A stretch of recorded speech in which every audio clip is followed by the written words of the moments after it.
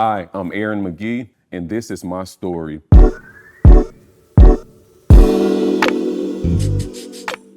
I was born to teenage parents, Melissa and Tyrone Perkins. I'm originally from Jackson, Mississippi. I've been in Nashville since I was 10 years old. And for so long, my identity was rooted in the identity of my parents, my family. I come from a big family in Mississippi, two big country families. My dad is the youngest of 12. My mother is the second oldest of 8. So family is essential. And for far too long, in my opinion, I've walked in sonship. As a matter of fact, I'm still the son of Tyrone and Melissa. But most recently, my father even said something. I was terminated from a corporate role at one point, and my father reminded me that, son, at some point, you have to go from boyhood to manhood. My father telling me that was a paradigm shift. It literally crashed my glass ceiling that I had in my mind about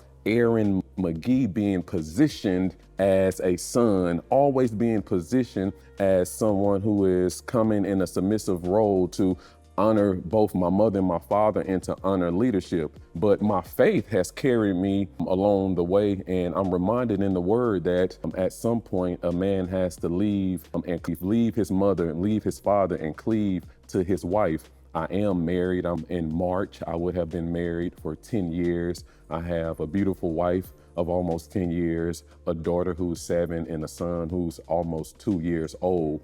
And even with the wife, even being a homeowner, even being an executive, a former CEO, and all the things that I've done in my career, I found that I have been walking in sonship when I personally believe that the Lord, according to my faith, has called me to walk in a higher height of manhood. My life is no different than yours. It's been filled with trauma and drama, and we would need a whole another series for me to tell you about the things that I've witnessed as a man that has shaped my identity. But I'm reminded that the blessing comes down through the Father, and I've been called to fatherhood. And most recently, like I just said, my father has reminded me that every man has a responsibility to make the conscious, the spiritual, the heart position, and the mental shift from boyhood to manhood. Let me tell you why your manhood matters. It matters because someone is counting on your level of authority.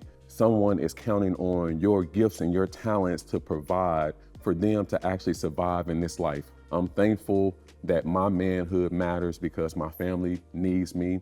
My community has welcomed me with open arms to serve. And I would challenge you to be reminded that your family needs you to walk in manhood, to depart from the thoughts of boyhood. And it's our reasonable service to serve our community. So your community needs you too. Your manhood matters because you have to show up for yourself first in order to walk it out for everyone else. And I'll tell you, just like my father told me, it's time to make the shift from boyhood to manhood. Hey, if you like what you're hearing and what you're seeing, I want to invite you to subscribe to My Manhood Matters on all platforms.